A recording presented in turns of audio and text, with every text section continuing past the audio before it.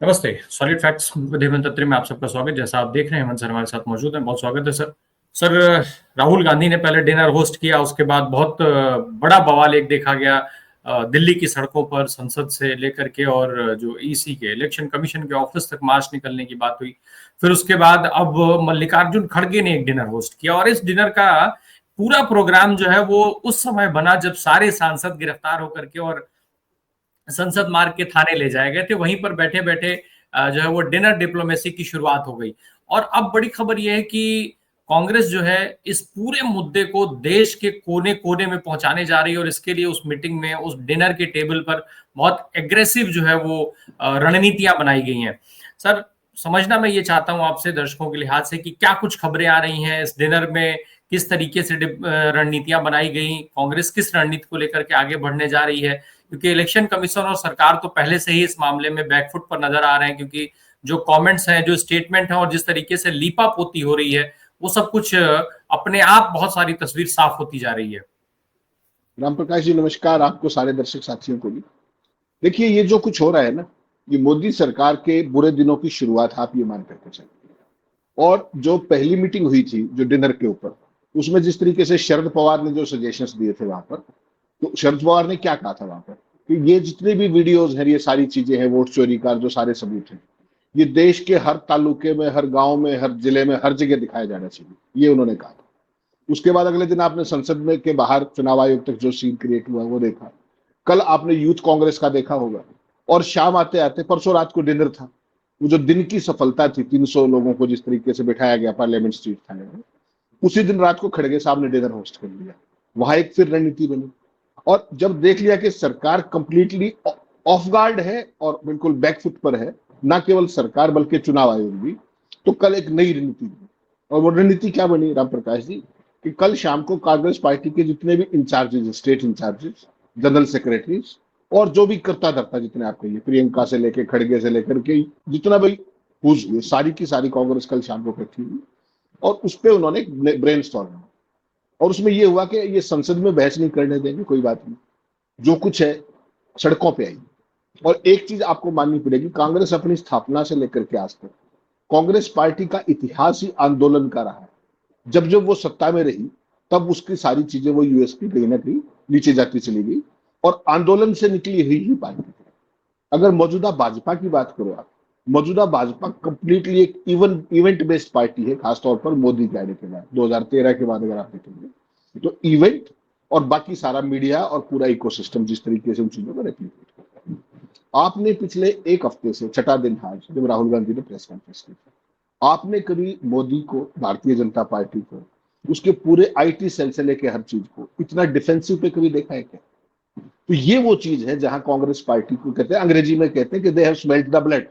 उनको सत्ता की कहीं ना कहीं खुशबू आने लगी है कि यहां पर है जो मामला जम सकता। तो कल रात को उन्होंने एक लंबी चौड़ी बैठक की और उसके बाद यह तय हुआ कि 22 अगस्त से लेकर 7 सितंबर तक देश की सड़कों पर कांग्रेस पार्टी उतरेगी, जहां जहां उसके अपना वो है। और उसके अलावा समूचा विपक्ष अपने अपने हिसाब से इंडिपेंडेंट, जो भी जिसको आंदोलन करना है वो। और बिहार चूंकि इलेक्शन गोइंग स्टेट है, तो वो आपको पता ही है कि 17 तारीख से राहुल गांधी वहां सड़कों पर उतर रहे, खुद एक वोट बचाओ यात्रा के हिसाब से। तो ये जो कल योजना बनी है, इसको आप देखिए क्या है कि एक पुरानी जो बात हरियाणा हिंदुस्तान के अंदर होती है, वो क्या है कि जब संसद और सत्ता आवारा हो जाए तो सड़क का ही विकल्प बचता है डेमोक्रेसी के अंदर। तो ये सड़कें अब गुलजार होंगी और लंबे समय तक गुलजार होने वाली है। 22 अगस्त से लेकर 7 सितंबर तक का बाकायदा कार्यक्रम घोषित किया गया है। और इसमें क्या है कि एक व्यक्ति एक वोट के जो उसमें वो था, वोट का अधिकार, उसको बचाने के लिए कांग्रेस पार्टी ने जिस तरीके से बेसिकली 14 अगस्त से शुरू होगा ये आंदोलन, 14 अगस्त की शाम यानी कि कल शाम सारे देश के हर जिला हेडक्वार्टर पर कांग्रेस पार्टी आजादी की पूर्व संध्या पर, 15 अगस्त को स्वतंत्रता दिवस है, उसकी एन पूर्व संध्या पर पूरी कांग्रेस हर जिला मुख्यालय पर सड़कों पर होगी, candle light dinner, candle light उसके मार्च के हिसाब से। और उसमें पूरे देश में एक एनवायरमेंट बिल्डिंग का माहौल कि ये लड़ाई राजनीतिक है ही नहीं, ये वोट के अधिकार का संरक्षण भी नहीं, ये सीधे सीधे लोकतंत्र की आत्मा को बचाने का अभियान है। और इससे हर आदमी स्वाभाविक तौर पर जुड़ेगा, क्योंकि आज आपकी वोट कटी है, कल मेरी कटी है, नंबर सबका आएगा। जो बीजेपी के अनुकूल नहीं है उसको सारे का सारा। तो कल नहीं, शाम से ही पहली बार शुरुआत हुई। सर एक और चीज पूछ लूं मैं इसी में, पहली बार ये देखा जा रहा है कि जो प्रियंका गांधी और इस तरीके के जो नाम है जो अमूमन बहुत सधे हुए शब्दों का इस्तेमाल करते हैं, वो सारे लोग अब इस तरीके के नारे गढ़ रहे हैं, वोट चोर गद्दी छोड़ इस तरीके के नारे लगाए जा रहे हैं, सदन के अंदर से लेके सदन के बाहर तक ये सारे नारे गूंज रहे हैं। तो इनका दबाव भी क्या चुनाव आयोग और सरकार के ऊपर नहीं होगा ऐसी चीजों का? नहीं, रामप्रकाश जी, चुनाव आयोग और जो बाकी संवैधानिक संस्थाएं थे उनका तो आप छोड़ दीजिए। उन्होंने तो सरकार से कमिटमेंट कर लिया है, उनसे तो कोई भी चीज उम्मीद करना अब किसी भी रूप में मतलब न्यायकारी नहीं होगा। वो बिल्कुल कमिटेड, सारे के सारी ब्यूरोक्रेसी, कमिटेड लेजिस्लेचर, कमिटेड चुनाव आयोग और कमिटेड सारी की सारी जांच एजेंसी। इस पे तो अब बात करने का फायदा ही नहीं बचा है, इसीलिए सड़कों पर उतरने की नौबत है। तो कल शाम को जो कुछ होगा उसके बाद आप देखिएगा 22 अगस्त से लेकर और 7 सितंबर तक 15 दिन का एक पखवाड़ा है। उसमें देश के हर प्रदेश की राजधानी और सभी बड़े शहरों के अंदर कांग्रेस की बड़ी बड़ी रैलियां होंगी, वोट चोर गद्दी चोर। आप एक चीज बताइए, आजाद भारत के इतिहास में संसद के पटल पर और संसद के परिसर में किसी प्रधानमंत्री को वोट चोर कहा गया है क्या? किसी प्रधानमंत्री को कायर कहा गया है कि अब जिस प्रधानमंत्री की यूएसपी क्या हो, 56 इंची, वर्ल्ड लीडर, डंकापति, ये सारी की सारी यूएसपी 1 मिनट में धराशायी होगी क्योंकि सरकार जवाब नहीं दे पाई। चुनाव आयोग जिसका काम था जवाब देना अपने एक्शंस के लिए, वो जवाब नहीं दे पाया। और इसीलिए कांग्रेस पार्टी को, इसीलिए सारे विपक्ष को कहीं ना कहीं वो इनकी जो थी ना फॉल्ट लाइन, वो कहीं पकड़ में आ गई है कि अब इनको देख लो, ये मौका है और इनके पास भागने की जगह नहीं। आप देखिए ना, चुनाव आयोग 6ठे दिन हो गया, आज तक एक शब्द नहीं बोल पाया वोट चोरी को लेकर। और जितने वो चुप हैं, वो हर स्टेट से नए नए कारनामे उनके निकल के आ रहे हैं। लेकिन एक चीज का ध्यान रखिएगा, पैटर्न सब जगह से है। वही 5-5 वोट, वही नकली पते, एक एक घर के पते पर 100-100 वोट, एक एक बाप की 40-40 संतानें, किसी चीज का कोई सिर पैर नहीं, कोई उम्र, एक बेटे की उम्र 72 साल, दूसरे की 27 साल। जितनी भी चीजें आप सोच सकते थे, जिस आप किस चीज का शुद्धिकरण करना चाहते हैं ज्ञानेश कुमार जी? ओनरशिप नहीं है क्या? इससे पहले राजीव कुमार जो करके गए, कहाँ है राजीव कुमार, पता है किसी को? तो ये सारी चीज बेसिकली बीजेपी की सरकार आज कंप्लीटली बैकफुट पे है। उसका सिंगल कारण केवल ये है कि उनके जो अपने कारनामे हैं, चोरी बहुत लंबे समय तक नहीं छुपी, कभी ना कभी कोई ना कोई सबूत मिल जाता है। और यहाँ तो एक विधानसभा में अगर 1,250 वोट मिल जाए तो आप सोच सकते हैं क्या डिफेंड करेंगे? आप बताइए। You are trying to defend the indefensible. अच्छा, अब तो दिक्कत ये है कि चुनाव आयोग ने और भाजपा ने डिफेंड करने की भी कोशिश छोड़ दी, डिफेंड भी नहीं कर पा रहे, कोशिश ही नहीं कर। और ये जो मैंने बताया आपको, ये 22 अगस्त से 7 सितंबर तक का ये बताया, और 15 सितंबर से और 15 अक्टूबर तक राम प्रकाश जी एक और काम होने जा रहा है। पूरे देश के अंदर कांग्रेस पार्टी एक हस्ताक्षर अभियान सरकार के खिलाफ रेफरेंडम के तौर पर पूरे देश में चला रही है, वोट चोर गद्दी छोड़ो के अभियान के तहत। और उसमें 5 करोड़ हस्ताक्षर इकट्ठे करने की और उसके बाद राष्ट्रपति तक पहुंचाने की योजना है। तो आप इस पूरे के पूरे आंदोलन को अगर आप देखेंगे, आज आप 13 अगस्त में हैं और ये जो सारा 15 अक्टूबर तक का पूरा आंदोलन चौकआउट हो गया है। उसी दौरान राहुल गांधी, आपको पता है बिहार में जिस तरीके से मैदान में उतरने वाले हैं, वो वोट बचाओ अभियान के थे, वोट बचाओ यात्रा के थे, वो अपने आप के अंदर जो 50 विधानसभा सीटों पर वहां करना चाहते हैं। तो ये एक जन आंदोलन बढ़ाने की वो जो है, और इसीलिए आपने देखा होगा मोदी सरकार किस तरफ पर आ रही है। किसी सवाल का जवाब देने की बजाय विपक्ष को थाने में बिठा दो पार्लियामेंट में, और पीछे से 4-5 बिल चुपचाप पास करा दो, ये हालत है। और रही से ही कसर पार्लियामेंट के अंदर, सोचिएगा एक बात, कभी आपने इतिहास में ऐसा सुना? पार्लियामेंट के अंदर बहस होती है ऑपरेशन सिंदूर पर, उस पर जो देश जानना चाहता है किसी एक सवाल का जवाब नहीं मिलता। सरकार को भी पता है कि जिस तरीके आजादी और पता नहीं शौर्य और विजय, पता नहीं विजय पर्व मना डाला मैंने, क्या क्या लफाजी कर डाली, एक भी सवाल का जवाब नहीं देता। उसके बाद एयरफोर्स चीफ को उतारा जाता है, वो आकर के बताते हैं कि हमने पाकिस्तान के जहाज गिराए थे, हमने ये किया था। तो ये बात प्रधानमंत्री ने क्यों नहीं बताई? ये बात रक्षा मंत्री और विदेश मंत्री ने क्यों नहीं बताई? उससे भी काम नहीं चला। तो फिर आर्मी चीफ का एक 7 तारीख का भाषण, 4 तारीख का भाषण आईआईटी चैनल का, उसको छपवाया जाता है 12 तारीख को। अब आज तो हद क्रॉस कर दी है सारी की सारी। जब देख लिया कि वोट चोरी वाला मामला चिपक गया है, प्रधानमंत्री पर भी चुनाव आए थे, तो आज तो अब वो दिखा नहीं सकते कॉपीराइट के कारण। जो ब्रीफिंग करती थी, जो कर्नल कुरैशी और वो व्योमिका सिंह और एक और अधिकारी से, उनको केबीसी में ला करके पूरे देश में उनके प्रोमो चलवाए जा रहे हैं सेना की वर्दी में। कोई सेना का अधिकारी इस तरह के कार्यक्रम में बावर्दी जा सकता है क्या? केवल और केवल इसलिए। आप सोचिए किस तरीके से सेना का प्रयोग किया जा रहा है, ये इस देश में कभी नहीं देखा गया। एयरफोर्स चीफ सरकार की भाषा बोल रहे हैं। अगर इतनी बड़ी बात थी तो अब तक क्यों छुपाए रखा उन्होंने 89 दिन तक कि हमने 5 जहाज गिराए थे? आर्मी चीफ ने पहले क्यों नहीं बताया कि हमारे पास खुले हाथ थे? और जो हमारे जो इंडोनेशिया में अटैची है, अगर क्या उन्होंने गलत कहा था क्या? उनकी बात को डिफेंड करने में इतना समय लग गया। सीडीएस जिस तरीके की बात कर रहे हो, तो कुल मिलाकर के सेना का भी वही हाल करने की तैयारी है जो सेना। अब देश में किसकी क्रेडिबिलिटी बची? जुडिशरी की आपने देख ली, इलेक्शन कमीशन की आपने देख ली, एजेंसी की आपने देख ली, एजेंसी जितनी भी जांच एजेंसी, प्रधानमंत्री जी की खुद की आपने देख ली, तो एक ले दे के सेना बची थी। मैं रात को हैरान रह गया वो देखा मैंने कि तीनों, आपको ध्यान होगा यही कर्नल कुरैशी थी, भाजपा के नेता ने उनको आतंकवादियों की बहन कहा। वो आज भी अपनी कुर्सी पर है, आज भी सुप्रीम कोर्ट में केस है। कभी तो कुरैशी का परिवार प्रधानमंत्री के ऊपर फूल फेंकता है, गुजरात में देखा होगा आपने। सोच करके देखिए आप, एक सर्विंग ऑफिसर के परिवार को वहां पर, और अब कर्नल कुरैशी का केबीसी के अंदर किस तरीके से उनको, व्योमिका सिंह को ला करके और उनके प्रोमो चलाए जा रहे हैं। तो समझ लीजिए कि सरकार की बैंकरप्सी, सरकार को कुछ नहीं सूझ रहा। ले दे के एक राष्ट्रवाद, एक सेना के पीछे छिप जाओ, जहां पे सरकार खड़ी होगी। नहीं, लेकिन एक चीज सर, ये जिस तरीके से देखा गया कि साझा विपक्ष राहुल गांधी हो या अखिलेश यादव हो, तमाम लोग जो जिस तरीके से सड़क पर उतरे, निश्चित तौर पे सरकार को उससे दिक्कत तो हुई, लेकिन जितनी आक्रामकता से विपक्ष जो है वो ये बता रहा है कि कैसे वोट चोरी हुई, उससे कहीं ज्यादा आक्रामक रूप भाजपा के नेता, सरकार के मंत्री और भाजपा आईटी सेल ने अपनाया हुआ है, ये बताने के लिए कि राहुल गांधी एफिडेविट नहीं दे रहे हैं, राहुल गांधी कोर्ट नहीं जा रहे हैं। उनका दो ही चीजें हैं जो जनता के बीच उनको पहुंचानी है या अपने भक्तों के बीच में पहुंचानी है, कि राहुल एफिडेविट नहीं दे रहे हैं, पहली चीज, और दूसरी ये कि राहुल कोर्ट क्यों नहीं जा रहे हैं। अगर इतना बड़ा वो सब कुछ हुआ है तो राहुल कोर्ट क्यों नहीं जा रहे हैं? अगर हम कांग्रेस के लिहाज से बात करें, विपक्ष के लिहाज से बात करें, तो ये दोनों कदम कितना जरूरी है? राहुल तो कह रहे हैं कि भाई ये चुनाव आयोग का डेटा है, चुनाव आयोग एफिडेविट दे कि ये सारी गलत नहीं है, उसको जांच करना है।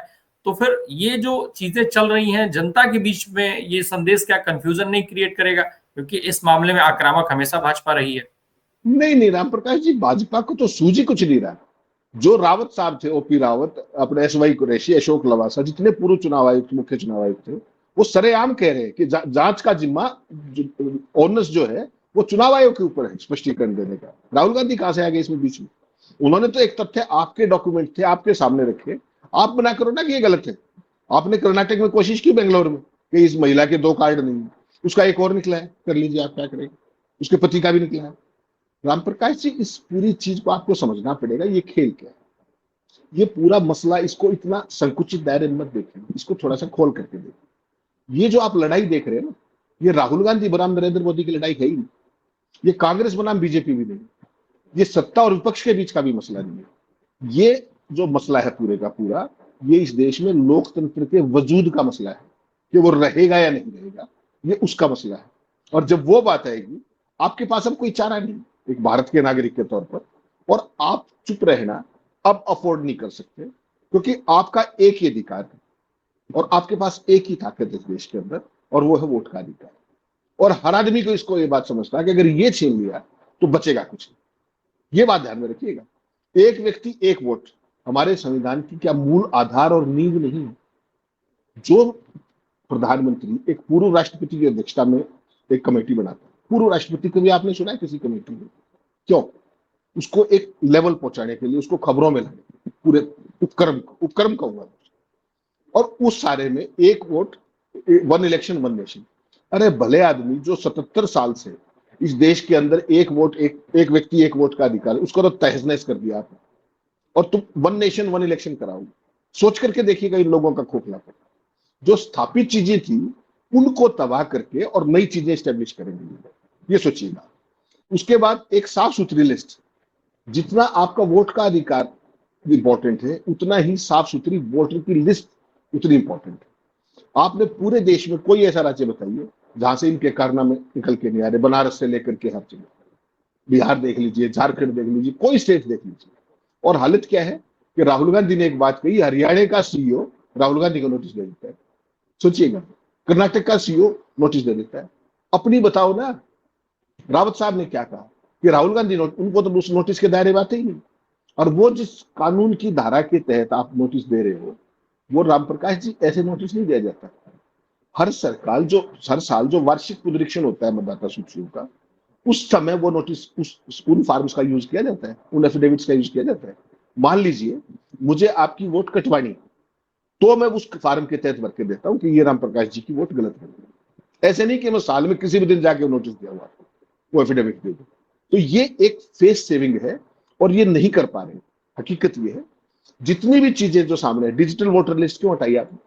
आप तो बिहार के अंदर एसआईआर कर रहे हो, सुप्रीम कोर्ट में जो आपने प्रपंच खड़ा कर रखा है, वहां पर ये कोई जवाब दे रहा है कि कितने लोगों ने फार्म के साथ डॉक्यूमेंट नहीं लगाए? बता रहे हैं? कल जो प्रशांत अपना क्या नाम है, इन्होंने जो योगेंद्र यादव ने जो कुछ किया, जिस तरीके से बखिया उड़ेगी, पूरा देश सन रह गया। जिनको आप मृत बता रहे थे वो लोग वहां कोर्ट में खड़े हुए थे। तो ये क्या है? और क्या कह रहे हैं जो चुनाव आयोग के वकील कि ये इस तरह के ड्रामे कोर्ट में नहीं, आप स्टूडियो में कीजिए, क्योंकि उनके पास कोई जवाब नहीं। जो डिजिटल सूची पुनरीक्षण की है वो इलेक्शन कमीशन की वेबसाइट पे क्यों नहीं है? बताएंगे आप मुझे? कोई एक कारण बता दीजिए।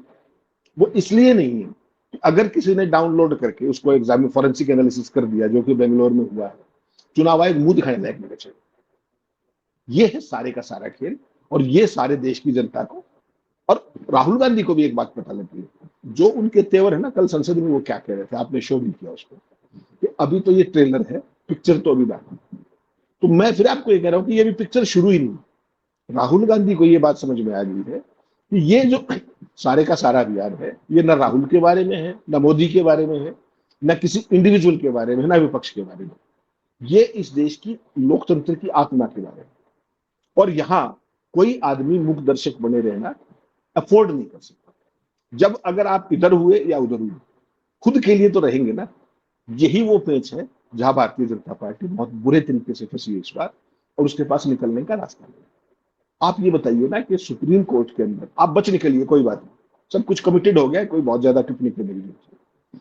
जब कहीं से भी न्याय मिलेगा नहीं मिलेगा, सड़कें तो खाली है ना, सड़कों पर तो लोग आएंगे। फिर यही संस्थान कहानी। कल जब बहस चल रही थी और जब जिस तरीके से योगेंद्र यादव ने कहा, तो बेंच में से एक आदमी ने ये कहा, जब जिंदा आदमी लाए गए, कहा गया कि ये मृतक है, इनके एपिक भी, तो वहां से रिस्पॉन्स आया कि इस तरह की गलती होना स्वाभाविक है। वही तो सारा का सारा केस है कि इतनी आफत में जल्दबाजी में क्यों कर रहे हैं? इसको थोड़ा ढंग से कर लीजिए, थोड़ा पारदर्शी ढंग से कर लीजिए, समय लेकर के कर लीजिए। तो जितने झूठ इस पूरी बहस के अंदर आप देखेंगे, वो भी इस देश के सुप्रीम कोर्ट के इतिहास में आपने कभी नहीं देखी। ये नया लो जो जिस तरह की बहस की जा रही है और जिस तरीके की कमिटमेंट के साथ चीजें आगे बढ़ रही है। बिहार तो केवल एक मॉडल है रामप्रकाश जी, इसको पूरे देश में ये रेप्लिकेट करने की तरफ बढ़ चुके हैं। वन नेशन वन इलेक्शन वैसे ही नहीं था, बार बार वो चीजें ना करनी पड़े, एक ही झटके में रशियन मॉडल बना दो। जैसे पुतिन का चुनाव होता है ना, इस बार 72% आ गई, चली, अगली बार 75 आ गई। और इसमें तो खेल और भी है, जो कल योगेंद्र यादव ने बताया कि जो पोटेंशियल कैंडिडेट है उनकी वोट कटवा दो ताकि वो चुनाव न लड़ पाए, 5 साल के लिए घूमते हुए। ये उन्होंने खुल के कहा। 25 मिनट तकरीर की योगेंद्र यादव ने, और एक तरीके से सुप्रीम कोर्ट के सामने जो सिविल सोसाइटी इस देश के नैरेटिव से खत्म कर दी थी 11.25 साल में, कल आपने सिविल सोसाइटी का एक नया रूप देखा, जो एक ठंडी हवा के झोंके के समान है इस पूरे वातावरण में। जी, कल योगेंद्र यादव निश्चित तौर पे, हालांकि अभी उसकी सुनवाई होनी है, आज भी सुनवाई उसकी चलेगी सुप्रीम कोर्ट में एसआईआर के मामले को लेकर, लेकिन अंत में योगेंद्र यादव जिस तरीके से पहुंचे और उन्होंने जो बातचीत वहां पर रखी, जिस तरीके से चुनाव आयोग ने जिन लोगों को मृत घोषित कर दिया, उनको योगेंद्र यादव ने सुप्रीम कोर्ट के सामने खड़ा कर दिया। सुप्रीम कोर्ट की स्थिति ये हो गई, जस्टिस सूर्यकांत की स्थिति ये हो गई कि उनको अप्रिसिएट करना पड़ा योगेंद्र यादव को। ये स्थिति बहुत सामान्य नहीं मानी जा सकती है और नहीं मानी जा सकती। रामप्रकाश जी, सुप्रीम कोर्ट के अंदर जो इलेक्शन कमीशन का वकील है वो कह रहा है कि ये ड्रामा यहां नहीं हो सकता, और उसी बात को सीजीआई अप्रिशिएट कर रही है। ये बड़ी इंपॉर्टेंट बात है कि देश का नागरिक सुप्रीम कोर्ट में आया है, he had to appreciate, didn't have any option। विकल्प क्या था? जब इलेक्शन कमीशन उसको अप्रिशिएट करने की बजाय डेप्रिशिएट कर रहा था, तो अल्टीमेटली सीजीआई को आना पड़ा। लेकिन बात वही है कि फैसला क्या होगा। सवाल तो फैसले पे है ना। जो रुख दिख रहा है अब तक, मुझे तो कोई राहत की उम्मीद नहीं है किसी भी रूप में। इधर उधर की लफाजी, और फिर जो हो रहा है वो होगा, जो लगातार होता है। सीजीआई नहीं थे सर, इस बेंच में सीजीआई नहीं थे। सॉरी, सूर्यकांत, हाँ, जस्टिस वुड सूर्यकांत वुड की बेंच थी और बागची साहब की बेंच थी जी। माफ कीजिएगा, would be CGI, would be G CGI हाँ, वो डेफिनेटली। नंबर में है। और जी हालांकि आपके यहाँ के तो मुख्यमंत्री जी के बड़े जो वो माने जाते हैं, 2 अगस्त को बकायदा उनके सम्मान में डिनर भी आयोजित किया गया था, उसमें पहुंचे भी थे, उसको लेके सवाल ऑलरेडी उठ रहे हैं।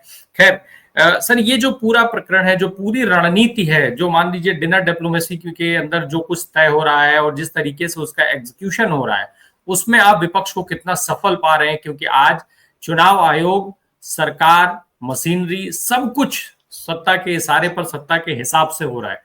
ऐसे में विपक्ष को कहाँ खड़ा पा रहे हैं आप इस पूरी रणनीति के साथ, इस पूरे युद्ध में, इस पूरी लड़ाई में? राम प्रकाश जी, विपक्ष की छोड़ दीजिए, हकीकत ये है कि बहुत सारे जो एनडीए के पार्टनर्स हैं ना, उनमें भी भीषण बेचैनी है। उनको ये पता है कि जिस दिशा में ये देश चल पड़ा है, अगला नंबर उनका भी है। और भारतीय जनता पार्टी का और मोदी का ये इतिहास रहा है, इसको मत भूलिएगा। विपक्ष को तो ये पता है कि ये मामला जन आंदोलन है और सब अपने अपने सर्वाइवल की लड़ाई लड़ रहे हैं। हर एक पार्टी जो अब सड़कों पर नहीं उतरेगी, मान के चलिएगा कि उसका भी खात्मा तय है। ये तो आप स्वीकार करेंगे ना कि सर्वाइवल की लड़ाई है। ये कोई आपकी कंपल्शन है कि आपको सड़कों पर उतरना पड़ेगा। कांग्रेस ने लीड कर दिया है, आम आदमी उससे जुड़ रहा है और पूरी चीजें आगे बढ़ेंगी।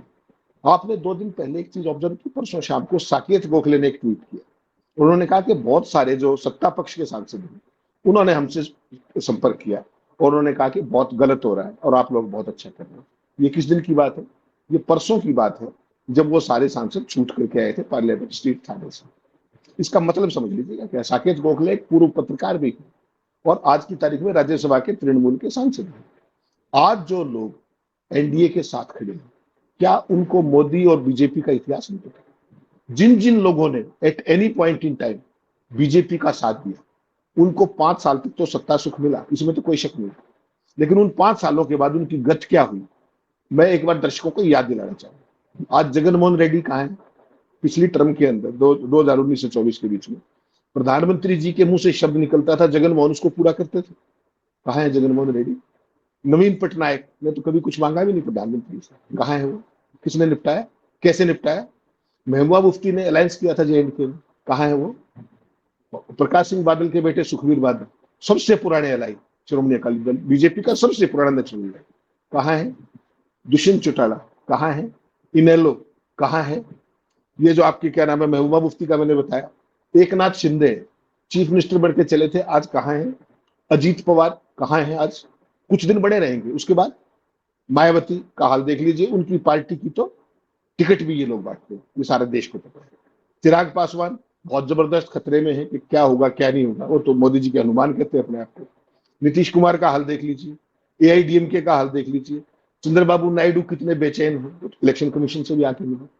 तो आप इसको विपक्ष तक सीमित मत कीजिए।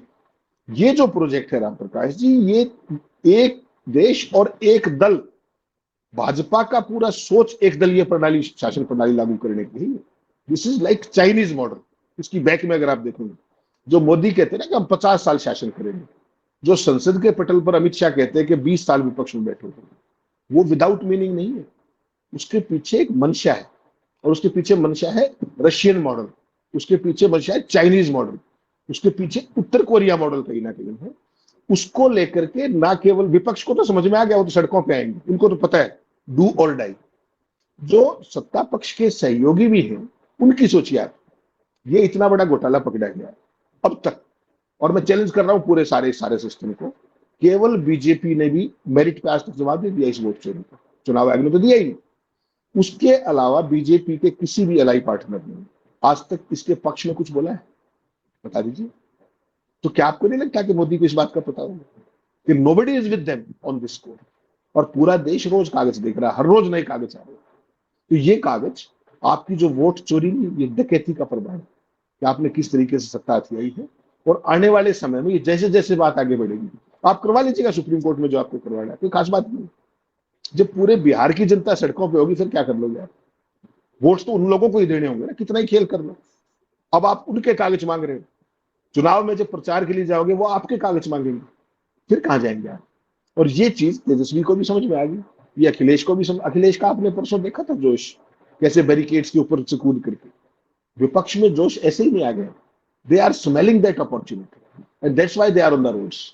ये चीज जो है और देश के आम आदमी को भी ये समझ में आने लगा है कि यार इस देश में नोटबंदी हुई तो भी भाजपा जीत के आएगी, इसमें जीएसटी लग जाए तो भाजपा, इसमें पेगासस आ जाए तो भाजपा, यहाँ पर जो है लॉकडाउन हो जाए, बिहार के करोड़ों लोग सड़कों पे पलायन कर रहे हो तो भी भाजपा, बिहार में भी भाजपा। तो ये सारी चीजें लोगों को ये समझ में आ रही कि ये हो कैसे रहा।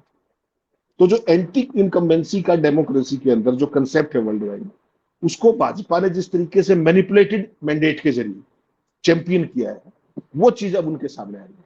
और आपको प्रधानमंत्री जी का चेहरा दिख रहा होगा, वो बोल जरूर रहे हैं सब जगह, जवाब नहीं दे पा रहे, बोल रहे हैं, क्या कह रहे हैं ये उनको भी नहीं पता। और यही चीज आज भारतीय जनता पार्टी की सबसे बड़ी लाइबिलिटी प्रूव होने जा रही है। You take it from.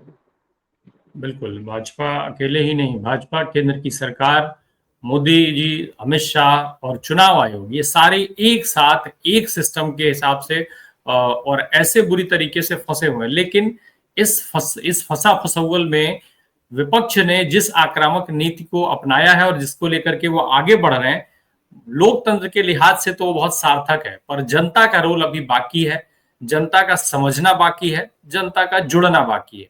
अगर जनता ने इसको ठीक उसी तरीके से नहीं समझा जैसा विपक्ष समझा रहा है, और उसके बाद जनता इस अभियान में नहीं जुड़ी, हालांकि वो जुड़ती दिख रही है, जिस तरीके से मिस कॉल आ रहे हैं, जिस तरीके से फॉर्म्स डाउनलोड हो रहे हैं, वो सब कुछ दिखा रहा है कि इस अभियान से जनता जुड़ रही है। लेकिन अगर जिस तरीके की उम्मीद अगर वैसे नहीं जुड़ी, तो फिर अपने भाग्य के लिए शायद जनता खुद जिम्मेदार होगी। बहुत बहुत शुक्रिया सर हमसे बात करने के लिए। Thank you so much.